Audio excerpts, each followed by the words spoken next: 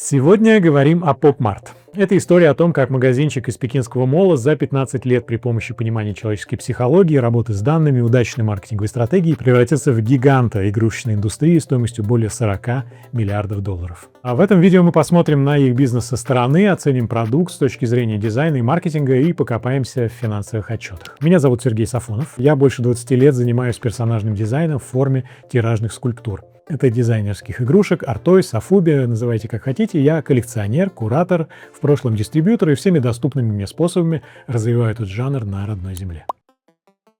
Итак, PopMart – китайская компания. Создал ее в 2010 году 20-летний выпускник рекламного факультета университета Чжэньчжоу Ван Нинг. Путешествуя по стране, он вдохновился гонконгской сетью бутиков Log On с лайфстайл-товарами со всего мира и решил открыть что-то похожее на материковом Китае. Начало десятых было для Китая интересным временем. Формировался средний класс, по всей стране бум строительства торговых центров и зарождается субкультура, которую в Америке называют mall rats – молодежь, проводящая все свое время именно там, в моллах. Но была одна проблема. Китай в те годы – это все еще всемирная фабрика. Собственных брендов почти нет, и новые бизнесы мимикрировали под американские, корейские или японские компании. Название PopMart, американская калька, сокращение Mart от слова market, было популярно с середины 20 века и маркировало дискаунтеры с широким ассортиментом. Большой привет Симпсонам.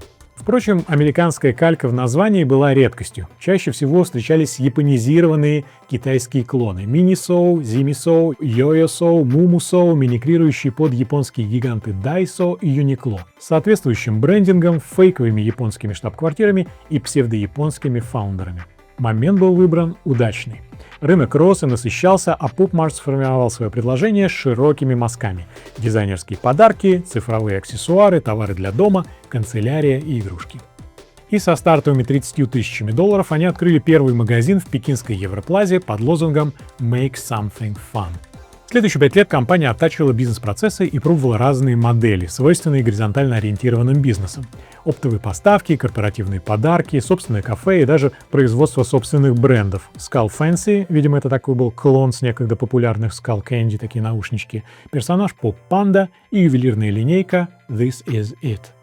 Здесь очень важно подчеркнуть, что PopMart не начинался как той компании. Это была и остается ритейл-платформа, которая постоянно ищет то, что продается лучше всего.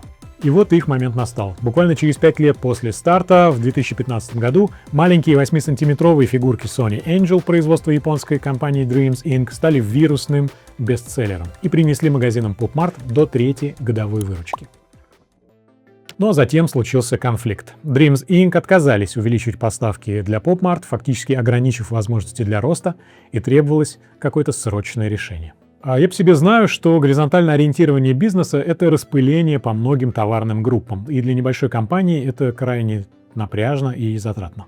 Именно удачные продажи Sony Angel и последующий конфликт с Dreams Inc. натолкнули Ван Нинга на переориентирование бизнеса, то, что в IT называют пивотом, разворот в сторону наибольшей эффективности. Именно так один неудавшийся сайт знакомств стал однажды видеоплатформой. От мультикатегорийного ритейла было решено перейти к бизнесу, сфокусированному на интеллектуальной собственности в виде игрушечных персонажей. Зимой 2016 года Ван Нинг написал в своем Weibo: «Ребят, кроме Sony Angel, какие коллекционные фигурки вы любите?» Он получил тысячи самых разных ответов, но одно имя повторялось снова и снова – Молли. Но кто ж такая Молли? Милая куколка Молли была придумана гонконгским дизайнером Кенни Вонгом, бывшим участником группы Brothers Free. Об этой группе мы уже говорили в видео о 10 стилях дизайнерских игрушек. И сразу после распада коллектива в 2006 году Кенни Вонг придумал Молли и с тех пор выпускал ее самостоятельно в виде дизайнерских мини-фигурок, первой из которых была вот эта вот Молли-художник. И вот летом 2016 года PopMart подписал контракт с Кенни Вонгом и лицензировали Молли как первого персонажа, ознаменовавшего собой исторический разворот бизнеса компании. К слову сказать, в 2019 году Ван Нинг продал Кенни Вонгу 2% акций PopMart, и при нынешней капитализации компании это несколько сотен миллионов долларов. Интересно, что из всего многообразия бизнес-моделей и концептуального разнообразия бизнеса на игрушках PopMart выбрал именно концепцию, сформировавшуюся в движении дизайнерских игрушек, или Art Toys, называйте как хотите. Такие отличительные черты, как авторская работа, художественные коллаборации, полное отсутствие функций и коллекционность как самоценность были взяты за основу. А вокруг этого выстроились отдельные черты, взятые из самых разных компаний, работавших в этой сфере в течение 20 лет до основания PopMart. Коробочки с сюрпризом, блайндбоксы и масштабность 100-400 тысяч от Medicom Toy. Дизайнерское переосмысление персонажей из фильмов и мультиков от Kidrobot и Unbox Industries. А плюшевые игрушки с виниловым лицом от Sekiguchi. Ничего из этого Pop Mart не изобрел сам, но индустриализировал, масштабировал и связал со своей цифровой экосистемой и реализовал на растущем и самом перспективном рынке планеты.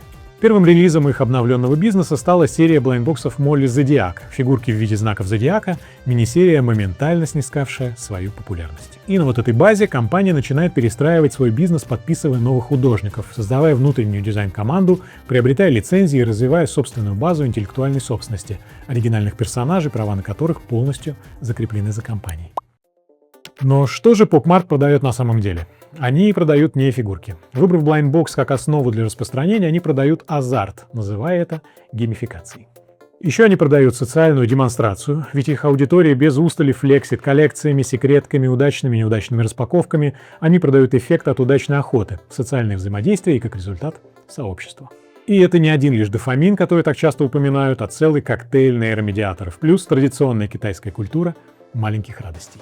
Сам продукт при этом максимально заточен на их ядерную аудиторию – городскую девушку в поиске.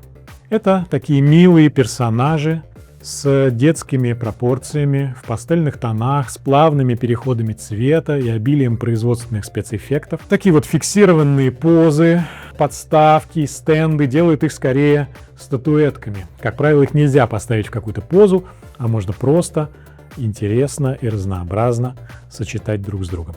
Лично мне то, что делает Pop Mart художественно, не очень близко. Я люблю более чистые и простые формы, но приятно, что сообщество коллекционеров, которое формируется вокруг этой компании, и ее авторов, конечно же, глубоко анализирует творческие корни и заложенные в релизах смыслы. Я с удовольствием читаю канал Поли, например, который, как искусствовед, подробно разбирает творчество Симы Мао, автора Skull Pandy, а также феномен Tiny Tiny, их связь с китайским культурным кодом и прочее. Ссылка на телеграм-канал ее будет в описании.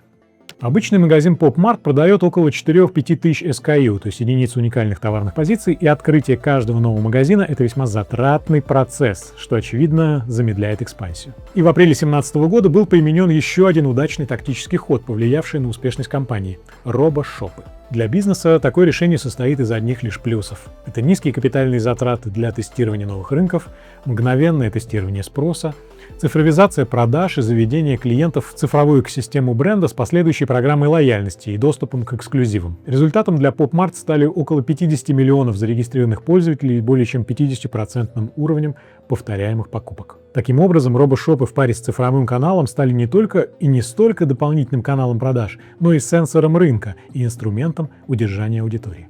И здесь случился эффект бумеранга. Популярность блайндбоксов, их широкая доступность и агрессивный маркетинг Pop Mart не смогли не привлечь внимание контролирующих органов, так как они увидели в одержимости этими коробочками то, что я уже сказал, завуалированный элемент азартной игры, на которую китайцы весьма падки. Китай в последние годы ужесточает контроль над всем, что связано с азартом, подростковыми зависимостями и потреблением. Игры, онлайн, крипта, фэн-клубы, вот и блайндбоксы оказались в их числе. Ключевые элементы регулирования на сегодняшний день таковы. Запрет на покупку для детей до 8 лет. Детям до 14 лет, чтобы купить блайндбокс, нужно согласие родителей. Производители обязаны раскрывать состав коллекции, и вероятность выполнения секреток должна быть явно опубликована. А также введен потолок цены, нельзя брать более $32 за коробочку. А также поощряется гарантированное получение секретки после нескольких неудачных покупок, чтобы снизить таким образом лудоманию. Это и стало еще одним подтверждением масштабности и, как следствие, социальной чувствительности подхода, который избрал Pop Mart для своей экспансии. Но что происходит с финансами компании? В январе 2017 года, всего через полгода после разворота бизнес-модели, Pop Mart становится публичной компанией. Ее ценные бумаги выходят на локальную пекинскую биржу для малых и средних предприятий – NEEQ. Капитализация на тот момент довольно скромная, около $300 миллионов, но самое главное здесь, что компания стала публичной. Ван Нинг показал, что бизнес-модель работает и вызывает доверие у инвесторов. Но NEEQ — это небольшая биржа. На ней только локальные инвесторы и низкая активность. Через 2 года, в апреле 2019-го, Pop Mart проходит процедуру делистинга, то есть отказывается от публичности компании и проходит реорганизацию, и в декабре 2020 года проводит повторный листинг акций, но уже на гонконгской бирже, одной из основных мировых бирж в Юго-Восточной Азии.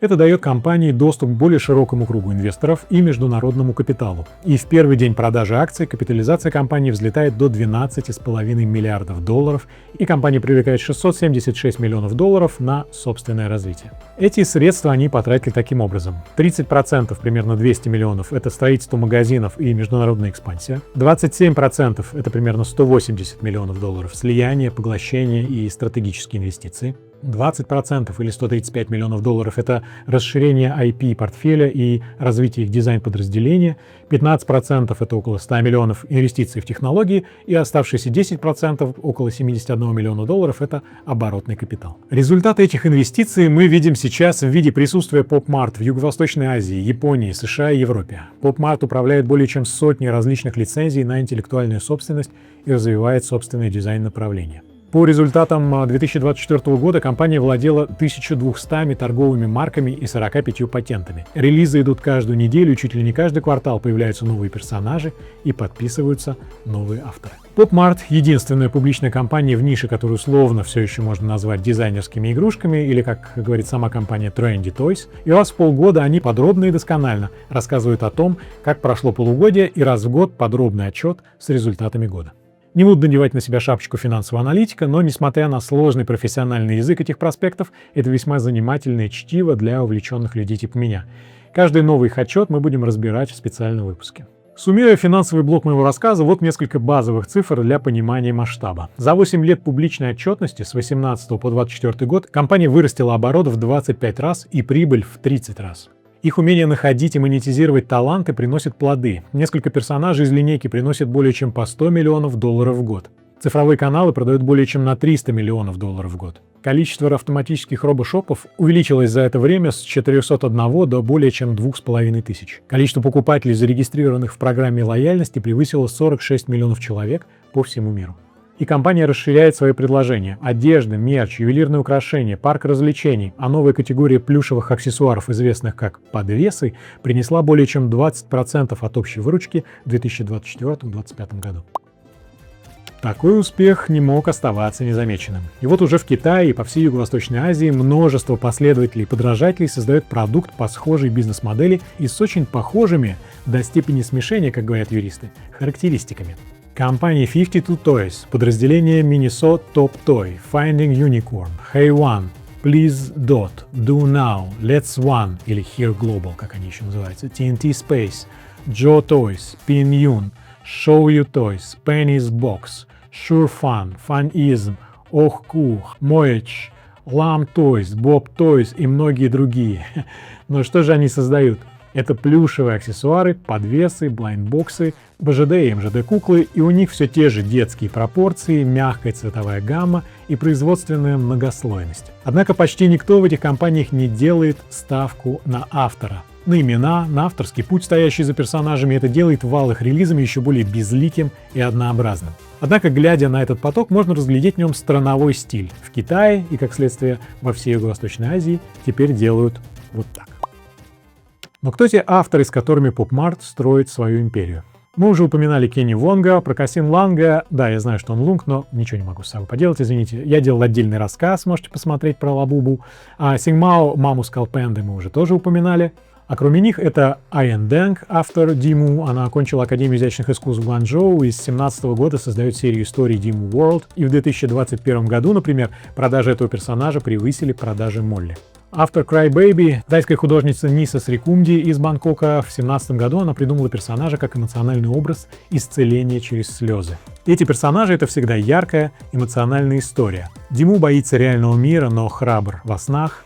Паки, вот это вот, исследует теплый, но одинокий мир. Скалпенда, девушка-космический симбион, путешествует между планетами в поисках самой себя. Но характерно, что в последнее время все большую роль в PopMart играют in-house дизайнеры, такие как Лэнг, автор Хирона, и бессменный арт-директор компании. Вот он справа на историческом снимке. Хирона — первый популярный персонаж, рожденный внутри PopMart. Он принес 6,5 миллионов долларов в первый же год релиза. Сига, например, тоже придумал сотрудник компании Дэн Ву, и авторы персонажей Ньота и Насоул тоже работают в PopMart Design Center, или, как еще говорят, PDC, in-house дизайн подразделений. Таким образом, PopMart диверсифицирует поиск талантов и не только ищет их, но и пестует внутри компании. Скорее всего, это можно назвать таким переходом, пусть и аккуратным, от платформы для внешних авторов к фабрике интеллектуальной собственности. Но есть у PopMart еще одна интересная особенность. Этот бизнес строят люди, которые знают друг друга и дружат много-много лет. Ван Нинг — основатель, его жена Янг Тао — вице-президент по продукту. Лю Рен, одноклассница Ван Нинг, управляет всеми офлайн-каналами, а Лэн, которого мы уже упоминали, бессменный арт-директор. И это не просто компания, это семья и друзья из колледжа, которые вот уже 15 лет строят империю игрушек. И приятно, что руководящий состав не раздирает противоречия, а наоборот подпирает дружбу. Если вам интересно, какие еще авторы компаний и стили бывают в мире художественных игрушек, посмотрите мое видео о 10 основных стилях, где много ярких примеров, совершенно не похожих на то, что предлагает PopMart и их клоны.